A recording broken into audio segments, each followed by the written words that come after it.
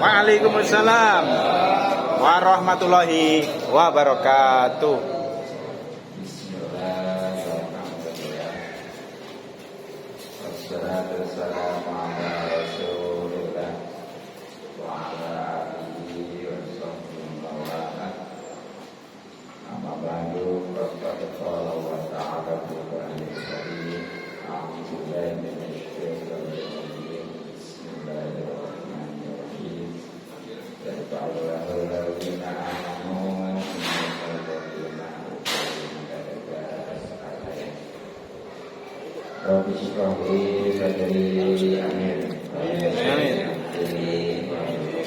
Amin. Amin. Amin.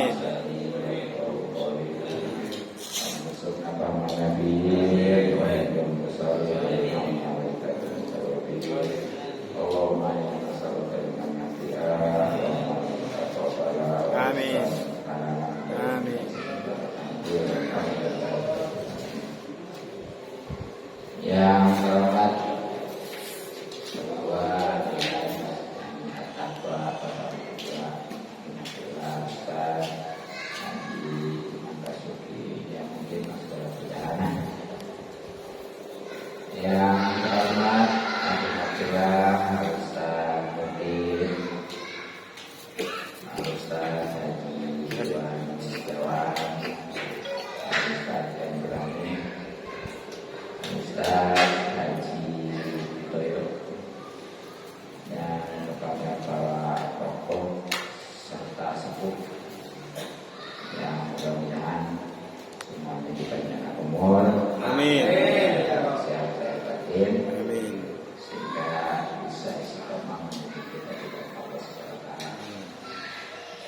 kepada para bapak adik khusus yang hebat, Bapak Ustaz Zaidul, yang mudah-mudahan kita semua selalu dimuliakan dan diberikan taufik serta hidayah. Amin. Mudah-mudahan kumpulan kita dirahmati dan diberkati serta diridhoi Allah Subhanahu wa taala dan mendapatkan pahala besar pertama silaturahmi, mudah-mudahan rezeki kita dimudahkan dan dibanyakan serta diberkahkan. Terlebih lagi para teman-teman ngaji yang mau sangat wajib apalagi alhamdulillah sekarang kita berada di bulan Rajab yang mana yang pertama Rajab sebelah kurangnya amal kita dibalas 70 kali lipat. Jadi nanti sekali kayak 70 kali. Itu kalau berpekan ya, karena berapa tahun. Jadi gara-gara itu sekali doang ya. Nah maka dari itu hari kita bahas tadi. Yang pertama hadis ya. Referensi kita beberapa hadis atau matan dari Tanjung kalau misalnya rahimahullah ta'ala wa nafa'bihi wa jurumi wa madani wa sirri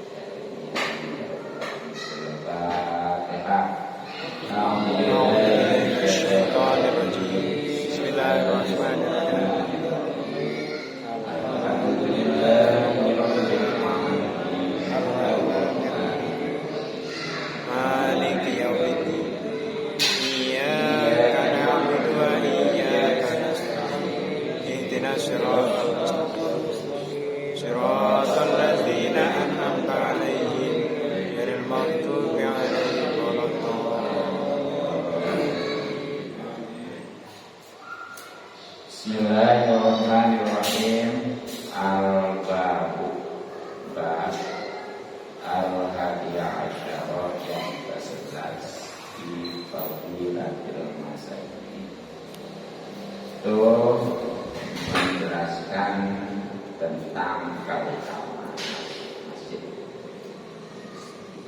Jadi di bab yang ke-11 dalam kitab Bab Hadis ini insyaallah akan menjelaskan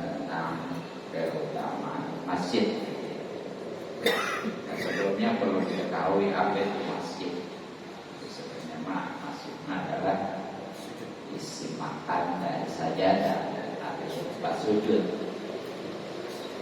Nah, khususnya yang menjadi patokan masjid itu dibolehkan dan tidak diikat, bukan karena dipakainya sholat hari raya atau sholat Jumat ya, nggak jadi syarat sholat Jumat itu di masjid, apalagi sholat Idul Fitri ada ya, atau yang lainnya yang memang disyariatkan untuk dijamaahkan. Tapi ukuran masjid itu adalah itikaf. Kalau tempat itu sudah diperkenankan itikaf, maka itu sudah disebut masjid. Nah kalau sudah disebut masjid, itu ketat ya, harus dijaga kesuciannya terutama. Makanya orang yang perempuan khususnya yang dipas kain, bahkan yang duduk nggak boleh sembarangan. Gitu. Ya bahkan seandainya belum ada suatu bangunan, kalau sudah disebut masjid, itu sudah masjid contoh gitu. Umpamanya ada sebidang tanah luasnya 1000 meter. 1000 meter. Nah, kata yang punya tanah ini, saya wakaf untuk masjid. Nah itu walaupun belum dibangun, belum ada isi bangunannya, itu udah disebut masjid. Nggak boleh sembarangan. Dan dari tanah yang 1000 meter itu ya nggak boleh dipakai bikin umpamanya toiletnya dan lain sebagainya, karena itu sudah jadi masjid kalau ngomongnya untuk masjid. Nah, bagaimana kalau ngomongnya untuk membangun masjid? Tanah 1000 meter. Kata yang punya tanah itu saya wakaf ya untuk membangun masjid. Nah, ini teman, yang jadi masjid nanti mana yang dibangun? Kalau umpamanya dibangunnya di 500 meter, itu jadi masjid. Yang 500 meternya boleh dipakai parkiran, bahkan dipakai toilet lah.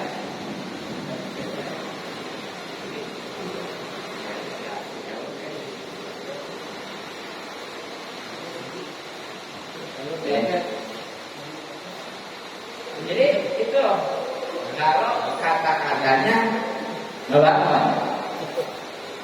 Tapi tadi kalau bahasanya untuk masjid ya, itu sudah ketat. Makanya kalau mau bikin toilet atau tempat itu perlu beli lagi.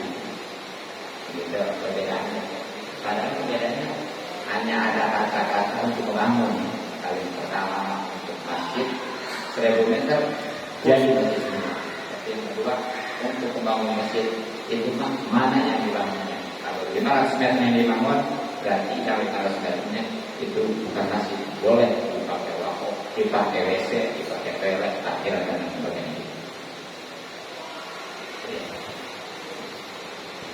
Nah, sebagaimana setiap bab dalam kitab ini ada 10 hadis, maka disebutkan ya. Di antaranya, qala telah bersabda an-nabiyyu baginda Nabi sallallahu alaihi wasallam, al-masjidu, masjid itu baitul mu'min, adalah rumah setiap orang-orang yang beriman. Jadi di antaranya kalau masjid ini adalah masjid itu adalah tempat setiap orang-orang yang beriman. Nah, makanya kalau memang orang itu beriman, itu jangan dilarang-larang ya, masjid. Dan mestinya Ini sebenarnya ya, itu nggak boleh dikunci. Ya ditutup juga. Iya, kali itu pasti bisa ya membuka. Kalau dikunci kan repot ya. Cuma masalahnya sekarang itu dia. Nggak pernah dikunci. Sini nggak pernah dikunci. Enggak ya? Apa? Pintunya malah belum kebuka tuh. Udah habis sisa aja ya, udah dikunci. Kali kan nggak buka besok. Ya, ditanya setiap atau seluruh orang beriman. Itu sudah apa namanya tersedia, siap. Nah kemudian wakola dan itu kalau salah hadis riwayat Imam Abu Nu'aim dari sahabat Salman. Wakola dan telah bersabda baginda Nabi Sallallahu Alaihi Wasallam. Ila ra'aitum, ketika kalian melihat ar-rajula, seorang laki-laki mulai zimal masjid, yang melanjutkan datang ke masjid, asyhadu, maka saksikanlah lahu, yang untuknya bil imani, tentang keimanannya. Jadi kalau kita atau kalian melihat seorang laki-laki yang selalu datang ke masjid, maka persaksikanlah bahwa itu dia beriman. Ada pun masalah batinmu bagaimana ya, terserah itu kan. Pokoknya setiap dia datang ke masjid sering ya balik itu saksikan bahwa itu beriman. Ini memang sesuai ya dengan surat At-Taubah ayat 18 kalau salah. Dimana Allah Subhanahu wa taala berfirman, Alhamdulillahirobbilalamin, Bismillahirrahmanirrahim. Innamal hamdu masajid Allah man amana billahi wal yawmil akhir wa aqama sholata wa ata zakata wa lam yakhsha illallah. Bahasa laika ayakun minal muhtadin. Bagaimana? Sesungguhnya yang memakmurkan masjid, yang meramaikan masjid Allah hanyalah orang-orang yang beriman kepada Allah dan hari kemudian, serta tetap melaksanakan sholat, menunaikan zakat dan tidak takut kepada apapun kepada Allah. Maka mudah-mudahan mereka akan masuk orang-orang yang mendapatkan itu. Jadi di antara cirinya orang yang beriman yang mengaitkan itu bersaksikan ya, adalah orang yang memang melazimkan datang ke masjid. Tapi ini tentunya bukan hanya datang ke masjid, melainkan dia harus benar-benar batinnya kontak gitu ya. Jadi walaupun umpamanya dia di mana-mana, kalau memang dia kontak ke masjid, insya. Tapi sebaliknya, walaupun dia sering ke masjid, tapi justru tujuannya sekarang antar sendiri ya. Iya, ke masjid nyariin apa? Makanya sekarang jangan kalau sekarang kehilangan nah itu mah sebenarnya mah nggak bisa dikatakan, maka ada yang keterangan bahwa seseorang itu tidak dianggap beriman ketika masjid. Jadi itu ditolak tuh. Walaupun dia datang ke masjid, kalau tujuan mencuri iman, ya itu mah nggak masukkan dari pasal untuk iman gitu ya. Kata di dalam surat At-Taubah tadi. Nah itu Abu Nu'aim An-Salman juga ya. Riwayat Abu Nu'aim dari Salman. Kemudian Waqala dan bersabda baginda Nabi Sallallahu alaihi wasallam. Ngaji hadis mah bagi sholat dulu ya. Sengaja malas kita ya. Mata alamat siapa orang yang bicara di kalam dunia akan perkataan dunia fil masjid di masjid. Ahbatoh maka menghapus Allah Ta'ala amalan akan amalnya arba'in sanatan selama 40 tahun. Jadi siapa itu yang ngobrol-ngobrol tentang dunia ini? Seperti bagaimana kerja? Bagaimana gajian?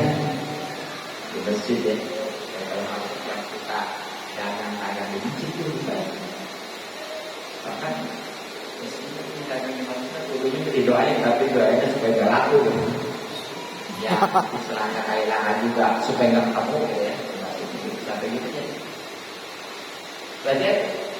Jadi ngobrol dunia nih di masjid, dia itu bisa ngapusin dosa 40 tahun. Pahala maksudnya, pahala ya, pahala. Ini jadi kita bawa udah ada pahala ya, apa namanya, yang belum ada pahala, ada pahala itu yang dihapus. Dan kita ibadah itu belum tentu sampai 40 tahun. Dan seandainya 40 tahun juga itu belum tentu semuanya kita jadi pahala ya.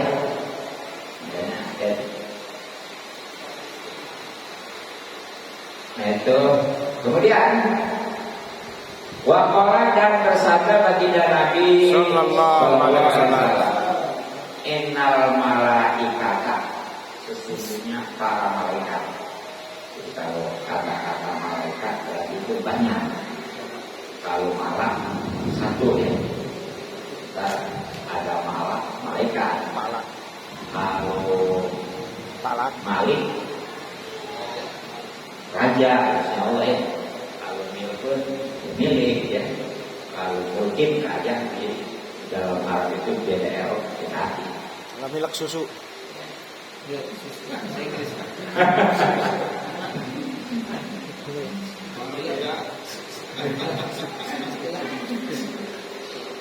Innal malaikat, sesungguhnya para malaikat yatakarrauna itu pada benci minal mutakallimina, daripada orang-orang yang bicara di masjid di kalamin lagi ya, dengan perkataan yang sia-sia wal buri apalagi bersama.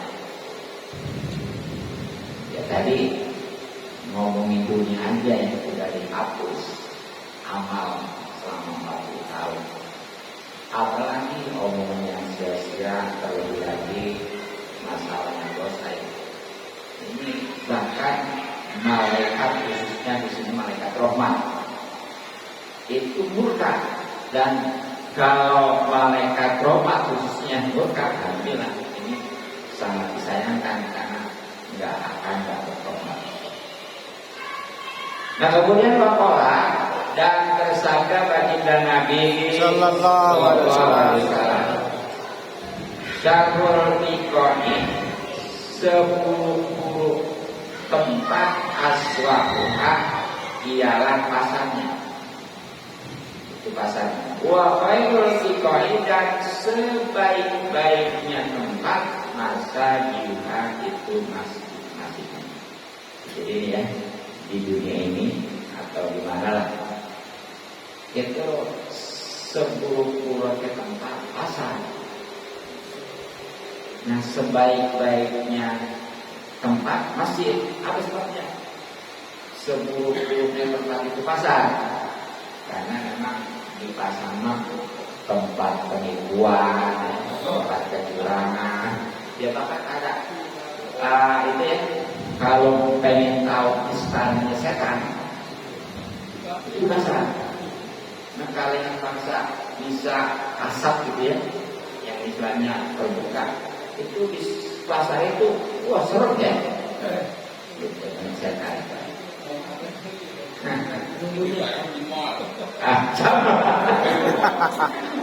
Pengalaman. Setan asik coba. Kalau di mall setan asik coba. Elit. Setan berkelas. Makanya kalau di pasar yang di dalam kitab talim itu jangan lama-lama. Kudunya di pasar nih berangkat yang paling belakang, pulang paling tua. Jangan lama-lama kan gitu ya. Iya. Jadi kalau mau ke pasar ya orang-orang belum pada berangkat, kita belum gitu. Tak kalau dia pulangnya orang-orang belum pada pulang, kita udah duluan gitu. Ini kecuali pedagang enak gitu ya.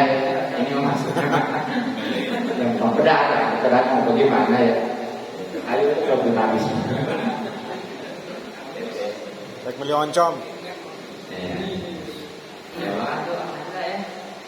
Sengaja Supaya dapat pahala jutaan ya. Dan jutaan kebaikan, hapus jutaan keburukan, bahkan akan jutaan derajat ya.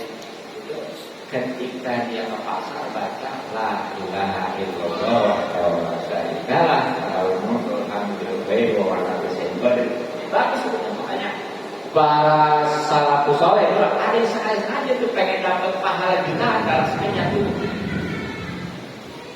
Kayaknya belum ada yang sengaja. Nah ada dan yang pasar sebelum-belum. Nah sebaliknya sebaik-baiknya tempat masjid tadi luar biasa itu masjid karena memang saking hebatnya masjid orang yang di rumah nggak bisa tidur. Benar nggak? Ya, apalagi benar. Apalagi hari Jumat ya. Sebentar aja nikmat. Iya. Benar ya. Makanya di rumah lo apalagi punya penyakit antonia katanya. Itu pasti nggak bisa loh ya. Ya luar biasa itu. Itu luar biasa.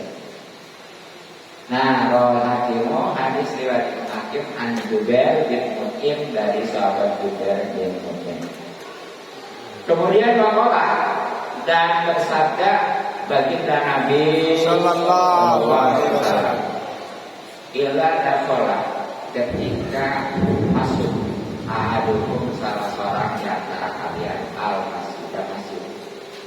Fala yajlis maka janganlah ia duduk atau sholat sehingga ia sholat rakaat ini 2 rakaat.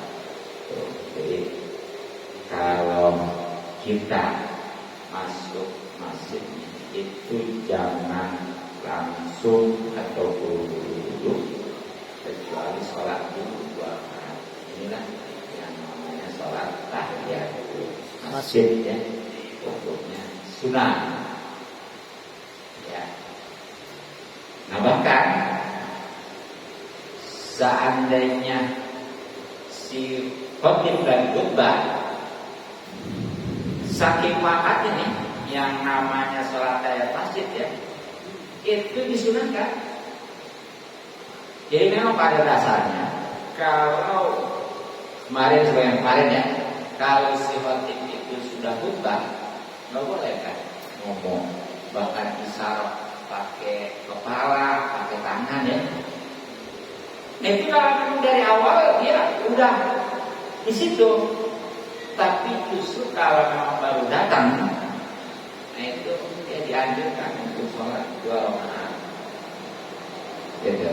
Dan ini yang namanya sholat jarak masjid ini terhitung sebagaimana dia masuknya. Jadi kalau mau masuknya uang dalam sehari masuk ke masjid 5 kali, ya 5 kali sholat. Makanya sebelumnya itu nggak apa-apa ini. Jadi kita datang ke masjid sebelum waktu tuh ya, kecuali sebelum Jumat itu nggak boleh. Misalnya itu pun hanya hari Jumat, selain hari Jumat ya. Jadi ini kan ada 5 waktu yang nggak boleh sholat.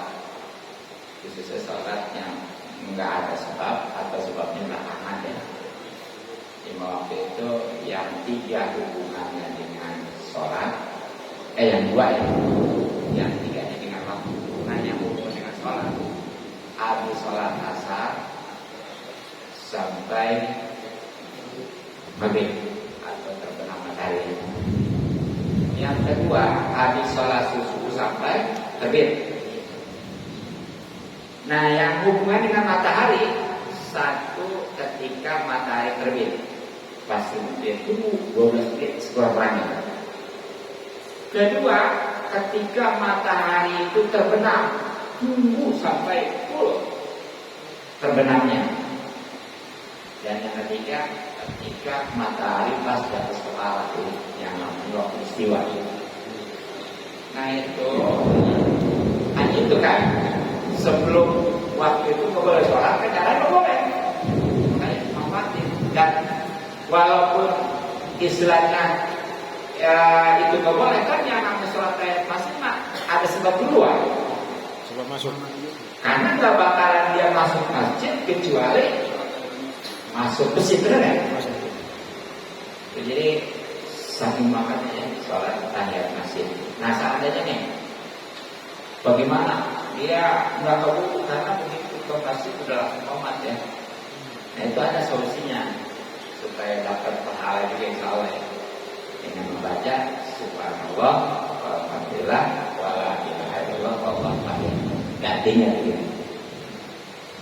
Dan rawahu hadis riwayat Ahmadu, Imam Ahmad wal Bukhari dan Imam Bukhari, wa Muslimun dan Imam Muslim, wa Abu Dawud dan Imam Abu Dawud, wa Tirmidzi dan Imam Tirmidzi, wa Nasa'i dan Imam Nasa'i, wa Ibnu Majah dan Imam Ibnu Majah, an Abi Qatadah dari sahabat Abi Qatadah, wa Ibnu Majah dan Ibnu Majah an Abi Hurairah dari sahabat Abu Hurairah. Banyak rawinya, rawinya banyak. Tapi sumber kesorannya cuma 2 atau 1 dari Qatadah, 2 dari Abu Hurairah. Namanya Qatadah dan Abu Hurairah langsung dari baginda Nabi Sallallahu Alaihi Wasallam. Ya. Dan di sini tadi ada Bukhari dan Muslim, soalnya di situ namanya ibu dijelasin itu oke. Ya. Nah kemudian waqala dan bersabda baginda Nabi Sallallahu Alaihi Wasallam. Irtafa'at, kalau disambung irtafa'at ya, irtafa'at yang akan lapor, akan naik.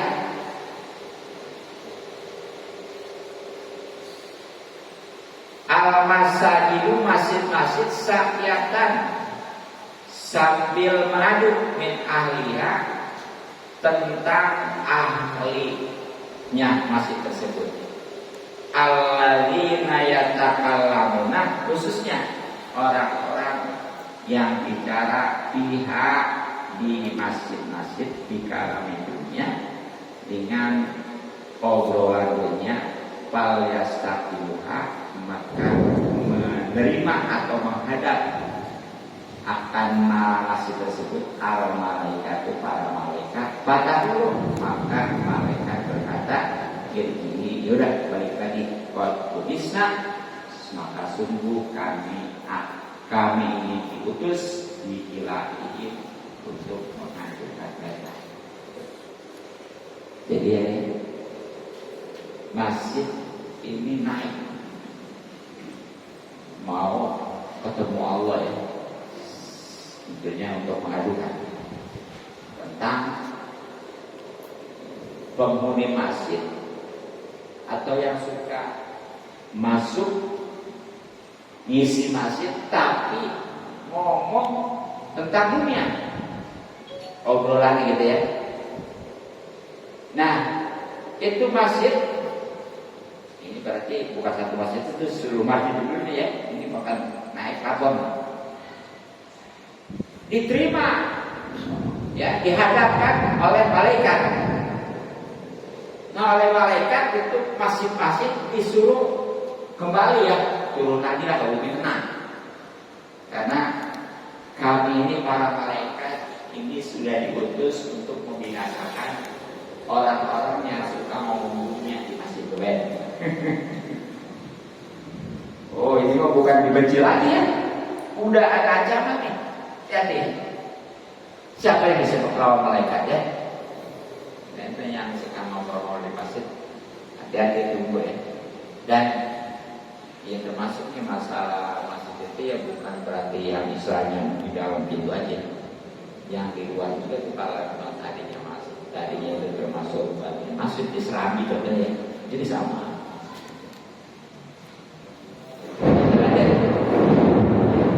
Kemudian wakola dan bersabda baginda Nabi Sallallahu alaihi wasallam.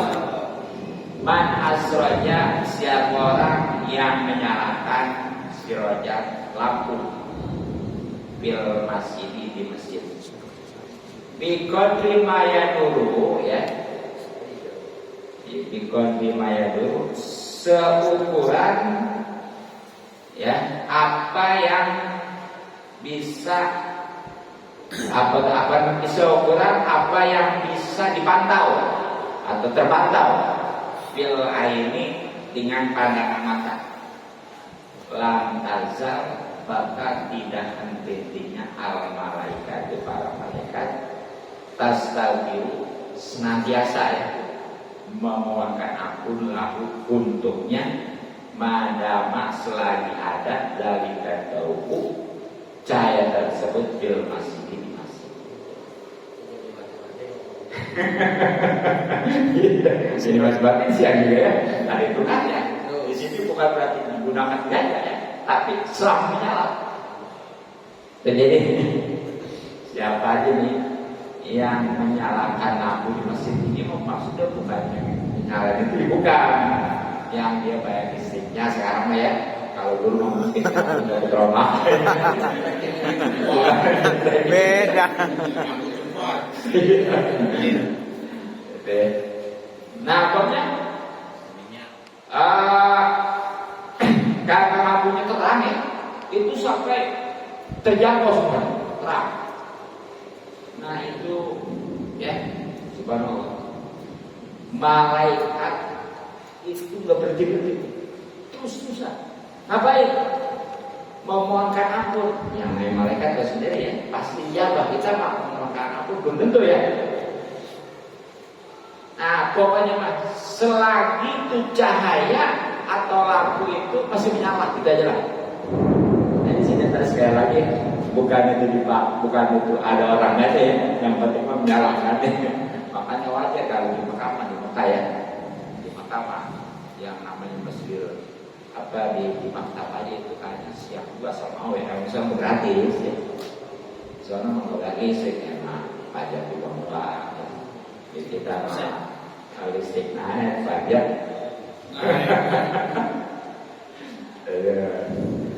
Tadi yang saya kirim dia ke bahasa Sukramamut luar biasa ya, Cirebonnya itu mending Bali nambahin daripada cara biji luar biasa itu kan saya kirim.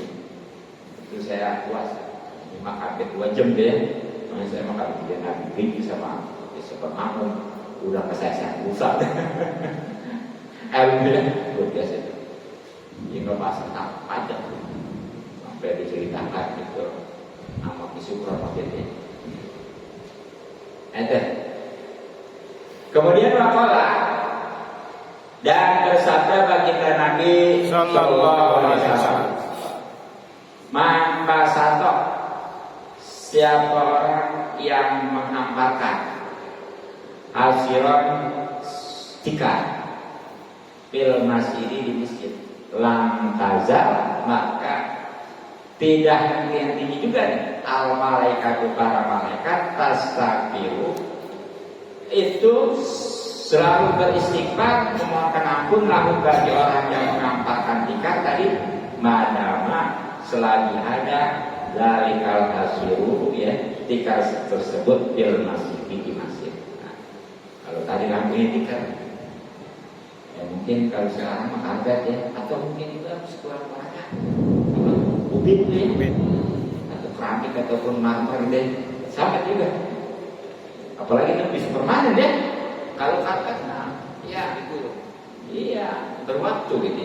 Tapi kalau Upin mengusulkan gitu, makanya.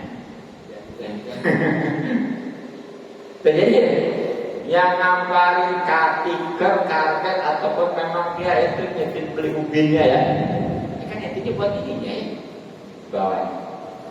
Nah maka itu juga sama. Malaikat nih, para malaikat enggak berhenti terus-terusan beristighfar ataupun memohon ampun bagi orang yang beli tikar, karpet ataupun ubin itu ya, selagi tikar, karpet atau ubin itu ada di masjid itu. Mau dipakai bukan kan? Di sini patokannya bukan dipakai aja ya, tapi ada kan? Sama lampu tadi, mau ada lampu karena yang penting menyala.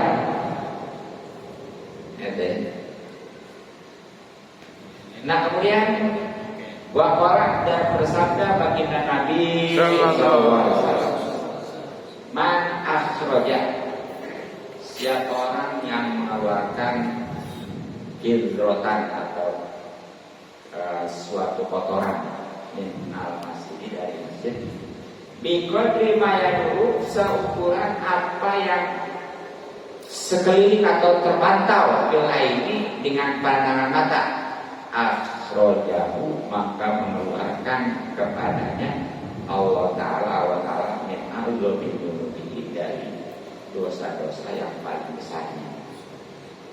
Jadi siapa yang ngeluarin kotoran ya, apalagi najis dari masjid yang sejauh mata memandang itu ya, maka di balik itu hakikatnya Allah mengeluarin ataupun menghapuskan ya dosa-dosa, bahkan dosa yang paling besar sekalipun.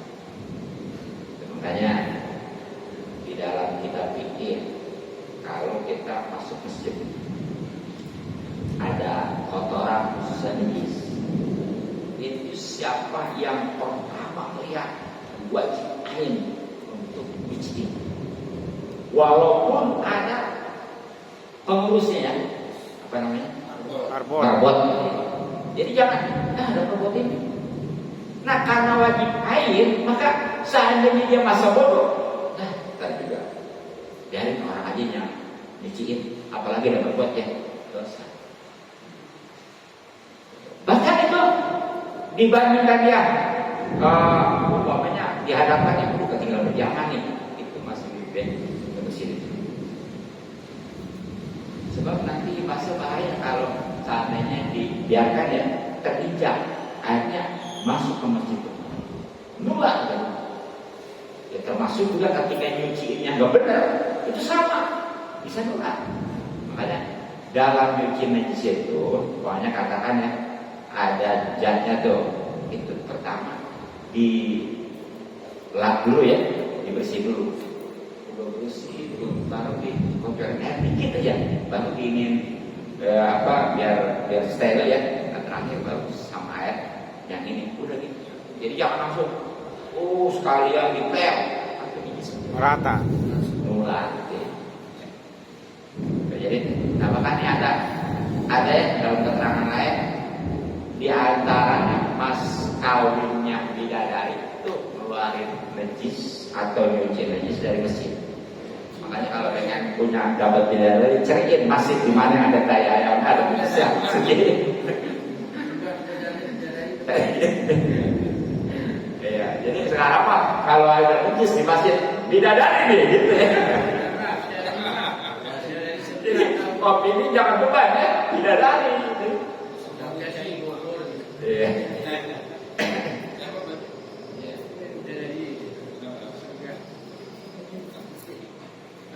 Terakhir, hadis kesimpulan. Waqala dan bersabda baginda Nabi sallallahu alaihi wasallam, la taj'alu, janganlah kalian jadikan masa ajidakum, masjid-masjid kalian katuruki seperti jalan-jalan. Jadi ini di hadis terakhirnya ya. Ini peringatan ada nih.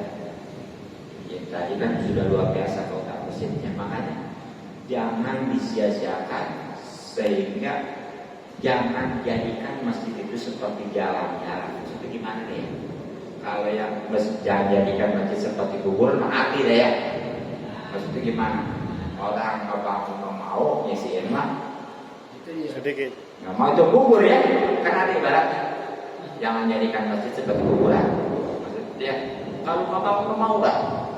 Loyal, tapi isinya nggak mau. Itu ibaratnya orang gali kuburan tapi giliran misi nggak mau. Nah ini mana?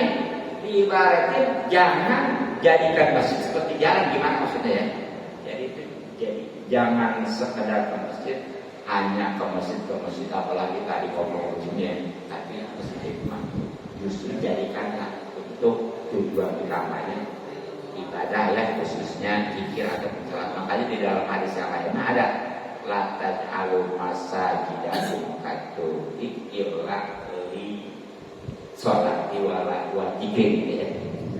Nah, jadi itu jadi masjid jangan cuma ngomong doang, apalagi ngomong tinggi kan, karena ada pembangunan sampai itu. Nah itulah 10 hadis, alhamdulillah selesai. Mudah-mudahan manfaat. Jangan disalihkan dengan Allah. Selanjutnya kajian fikih referensi kita Fathul Qorib. Khususnya pada kesempatan ini adalah tentang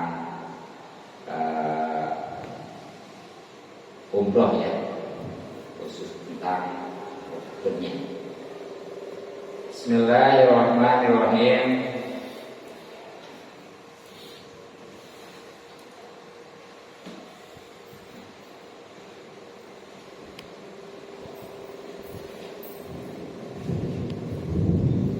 Wa arkanul umrati, dan rukun-rukun umroh salah satu itu ada 3. Al-masalah ketua dekan sejani takwa Nikmat.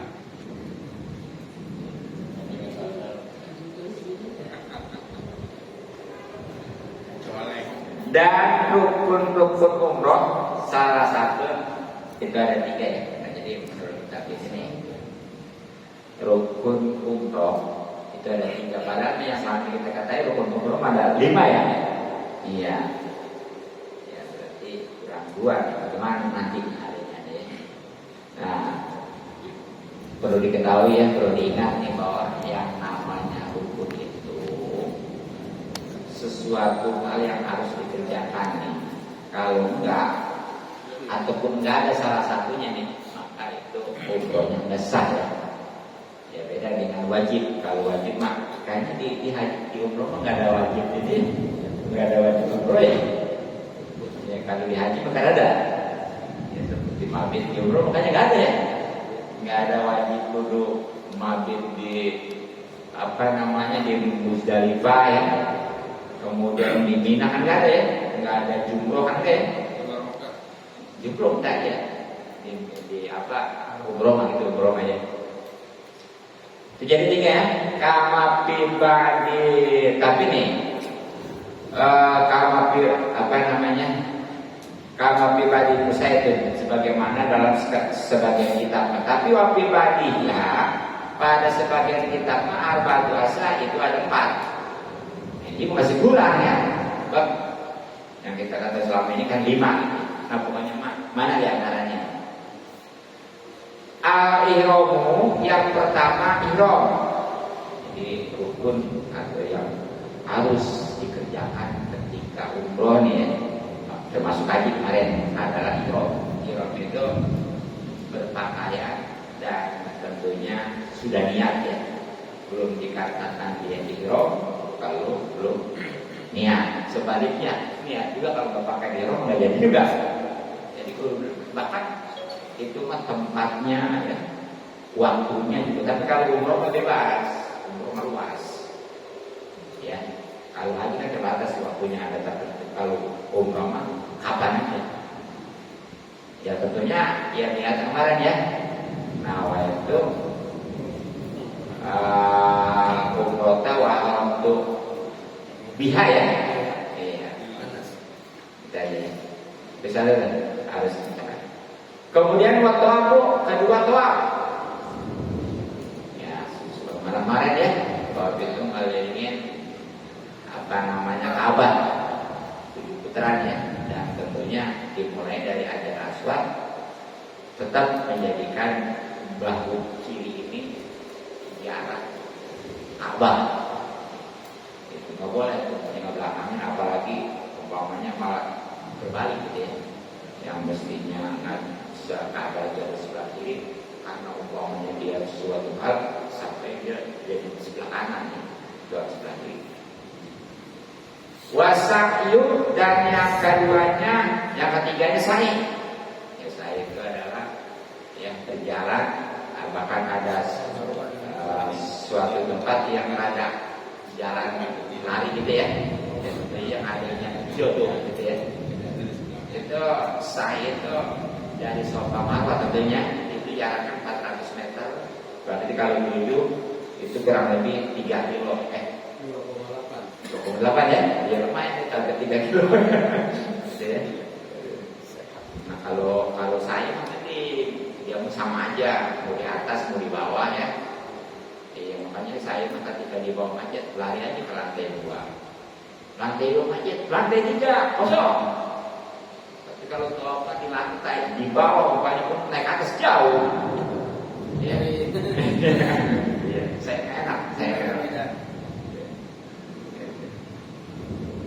Nah, kemudian wal halqu, yang keempatnya adalah cukur wa taksiru atau gunting fi ahadi qaulin, pada salah satu 2 kaul.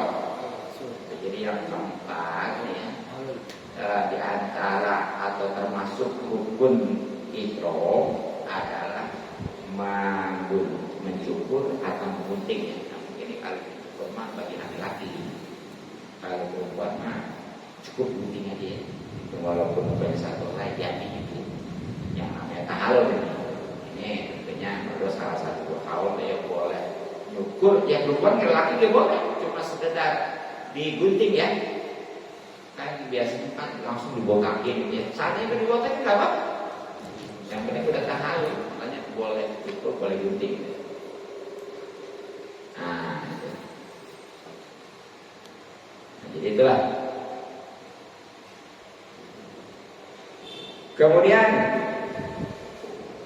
wailat, jadi itu yang namanya gunting atau cukur itu termasuk rukun haji juga, rukun umroh juga, itu menurut salah satu 2 kaul ya.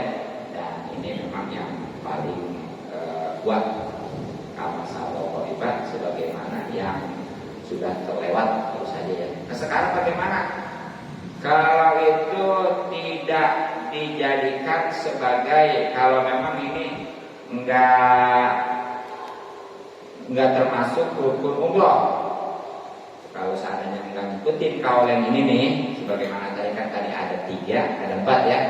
Nah ini berarti rukun itu enggak termasuk rukun umroh, tapi umumnya yang kita ketahui ya rukun umroh itu bukan hanya 3 atau 4, bahkan sampai 5 ya, khususnya ini pokoknya 1 ihram, keduanya adalah apa? Tawaf ya, ketiganya sa'i, keempatnya tahalul, dan kelimanya tatib. Ya udah aja gitu ya. Gitu. Nah, karena selanjutnya adalah tentang kewajiban haji ya, maka supaya fokus cukuplah di kesimpulan tadi sekedar rukun umroh ya. Kelanjutan yang kemarin rukun haji, masanya yang kemarin itu gagal ya bentuknya. Yang jelas itulah perbedaan antara haji dengan umroh rukunnya ya. Tawaf namanya wukuf ya. Hanya kalau umroh itu rukunnya 5 tadi, terdiri dari ihram ataupun itu niat ya. Keduanya adalah tadi tawaf, ketiganya sa'i, keempatnya tahalul, yang dari kalimatnya adalah tatib. Nah kalau haji itu ditambah satu lagi, yaitu wukuf di Arafah. Dan inilah yang menjadi ukuran haji. Bukuk dia ngorok. Kalau yang belum bukuk itu belum bisa dikatakan haji. Kalau seandainya ada yang bicara haji padahal dia tahu dia belum bukuk ya karena memang baru itu yang dosanya yang ngomong bukan yang disebut. Ini kadang-kadang kan suka ini ya, suka cabut ya. Artinya apa?